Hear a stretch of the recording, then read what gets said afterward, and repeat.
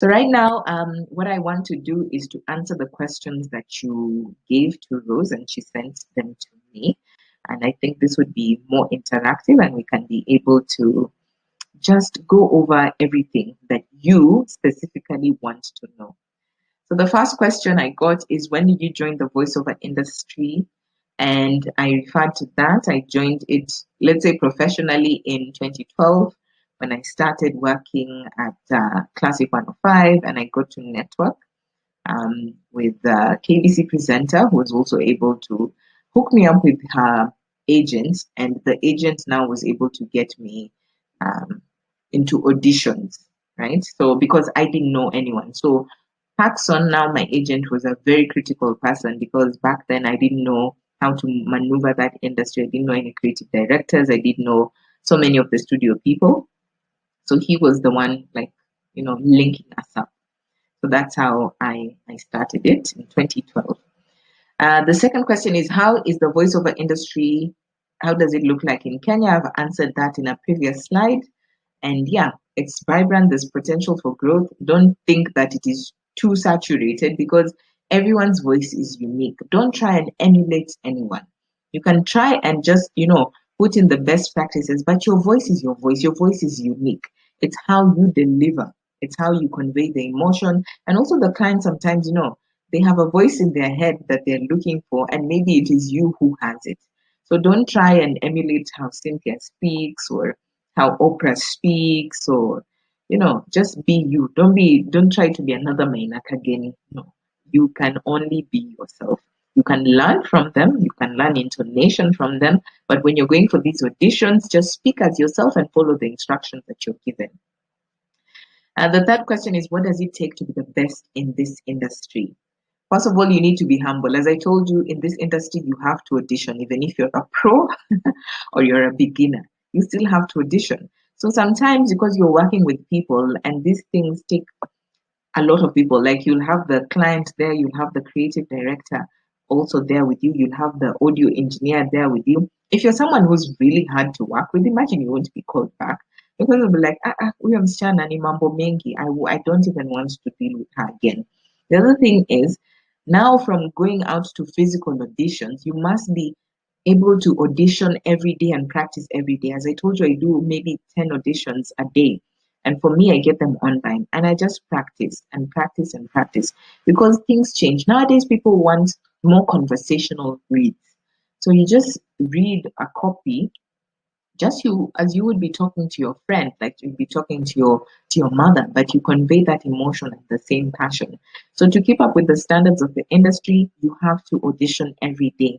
The other thing for you to be the best in this industry is know how to talk to the right people and network with the right people. So as I said, utilize your social media correctly.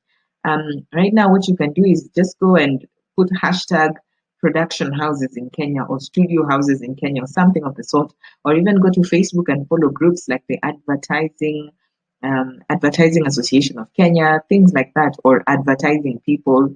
Just put something like that, and you'd be able to find these groups. For me, also, I actually network in groups, global groups like voiceover groups, and they comprise of people in Kenya, in Africa, and also globally. And I'm able to learn from them what are the best practices as well. The other thing is, for you to be the best in the industry, protect your voice. This is your tool. This is your medium. So you need not to go around just, shouting and whatnot, and drinking as well. Yes, you can drink, but just ensure if you're going for an audition the next day, if you're going to be called, then you must ensure that your voice is at optimum length, all right, at the optimum, what do you call it? It's working at its optimum base, all right? And this ensures that you drink a lot of water, all right? You need to ensure that your money maker, your voice, is lubricated.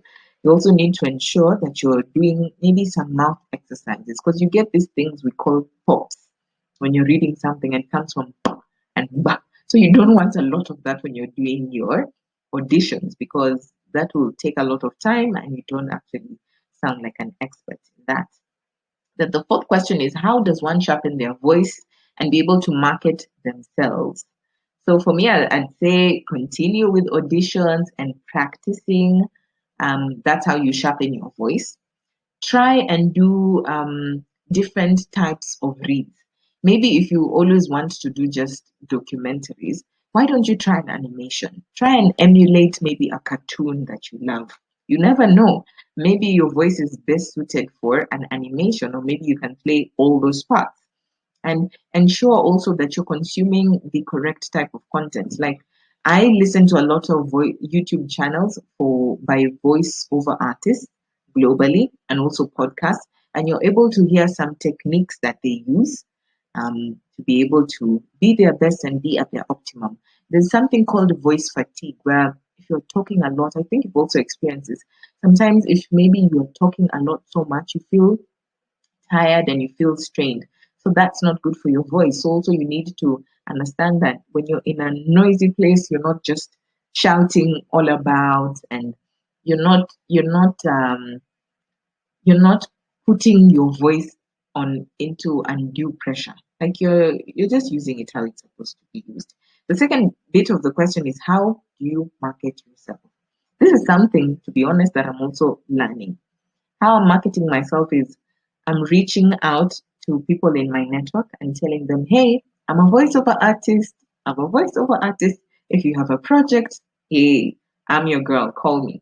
Then what I'm also doing, I've done this year and also last year, I've started putting it out on my social media and letting people know that I'm a voiceover artist by seeking permission from the clients that I've worked with to put the work that I've done, or the ads or the commercials, online. So someone can see the work I've done and hear the work that I've done and call me up and be like, oh, Cynthia, you're actually doing voiceovers. I really like the KCB ad that you did. Why don't you come over and try this one? And also my friends, because they have seen my work and had my work, they're able to refer me if they hear anyone in their circles who are looking for a voiceover artist. So utilize social media, and especially LinkedIn. LinkedIn has the most generic reach, and it has people who actually are there, to network. So ensure that you're using the correct hashtags, put hashtag voiceover, write a post and say, introduce yourself, that you are interested in voiceovers. If you've done any demos, plug them in there so that someone can see and hear what you have been able to do. And after you have done your work, maintain that close relationship with the client or with the studio house that has called you, with the radio station that they've called you, so that at least you're just keeping base and keeping in touch, so that you're on top of mind every time maybe there's a new job that's coming in. So for me, marketing right now, social media is the way to go. Shout about it. Tell them that you're doing it, because that's how you are marketing yourself, and put your work there. The fifth question is, how does one get projects to work with in this industry? I've touched on that. Network, websites, voiceover websites you can use, referrals, try that. And then, how does one stand out and be unique in the voiceover industry? I've touched on that a bit as well. Be professional, be humble. When you're told to appear for audition at 10 a.m., keep time and appear there, all right? Ensure that you're following instructions, because you don't want to be difficult to work with. And also, the unique bit of your voice artistry now comes about when you actually practice the auditions often, when you go and grab the script, so that your voice now, you can be able to turn it into, a quirky little person. And you can also be deep and authoritative and, listen to me. So your voice has range. So that's something that you will be able to do, and will make you be unique, because someone can call you for a serious voiceover job, and someone can call you for a fun, playful type of job. The seventh question, I love this one. When working with projects to be a voiceover artist, how does one quote his or her rate card? Now, this depends. If you're a beginner, I would say take the money that is being offered, because you're starting out. All right. I'm not saying that, you should let someone just run you over with very, very low rates. But when you're starting out, you want to build rapport, you want to be within the networks. What you look at is the number of words, how I quote for my jobs, the number of works, and the number of words, sorry, where it will be used. Will it be used on TV, on radio? Because if it will be used in these mediums, then they will need commercial rights, right? because they will use it maybe to make money and to make sales, so they need those commercial rights. In Kenya, most of these radio ads that you hear are, are usually quoted between 20,000 shillings and 40,000 shillings. That's usually the going rate. For TV, it can be an upwards, it can be, the range can be maybe 20,000 all the way to 100,000. It just depends with the client and the studio and all that. And also remember, if you're working with an agent, the agent takes 20% of everything that you make. So if you do a job and you are paid 20,000, 2,000 belongs to your agent, all right, because they have brought that client to you, they have connected you to them, and yeah, so keep that in mind. And also, there's a rate card that I use for a guide from voices.com. This is an international rate card, but you can just customize it for yourself to be able to know. So between if an ad or something is between 0 all the way to 60 minutes, the rate you can charge maybe is between 10,000 shillings all the way to 25,000 shillings. So the more words or the more time it takes, the higher you quote, because that's the time taken. And ensure in your quotes, right, you're able to put in this. This is even if you're doing the website ones, right? You've put the rate for your voice and also for the time taken for you to create this rate. And also for other voiceover artists, they charge for live directed sessions. You have some clients, and this has happened to me, global clients who want to dial in via Zoom while you're recording so that they can direct you. Like, okay, Cynthia, repeat that line again. Okay, I need more emotion here. I need you to stress this word. So that is what is called a live directed session. And you can also be able to charge that. But if you're a beginner, I say just take what you get and then now move on up. But also know that when you're called, don't try what do you call it, don't put it in your mind like this is like if I've told you it's 40,000 shillings and then you're called for a job for 20,000 shillings, don't refuse to do it, right? Sometimes you can try and negotiate upwards. If then they don't agree, you can choose to walk away or you can choose to do it. So sometimes I choose to do such jobs because that is a relationship that I'm creating with this client and with this studio, and I can be called again. And next time now I tell them, like, no, this is my rate, right? And then this question about marketing ourselves actually came up often.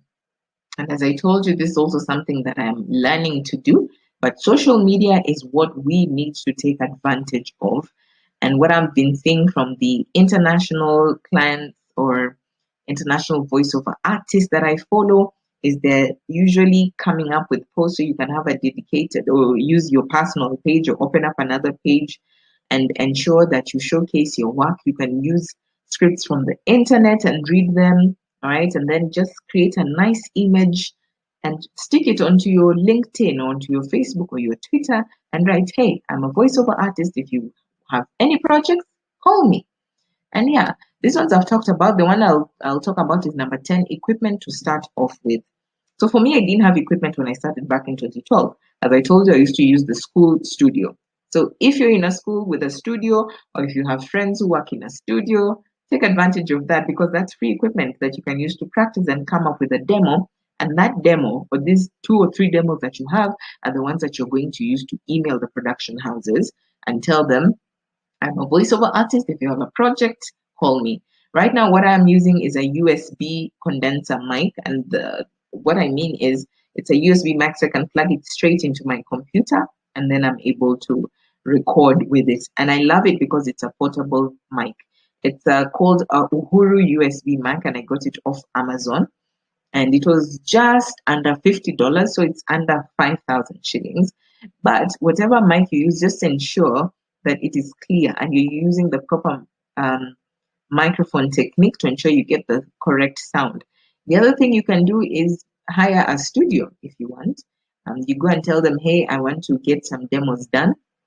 And the rate can be, they can charge you maybe 3,000 shillings or less or more, it depends with your studio, and you're able to get your demo done. The other thing is sometimes when I'm actually caught up in a crunch, and I did this with someone here, is I actually just use my phone. If you're in a quiet place nowadays, these smartphones are fantastic.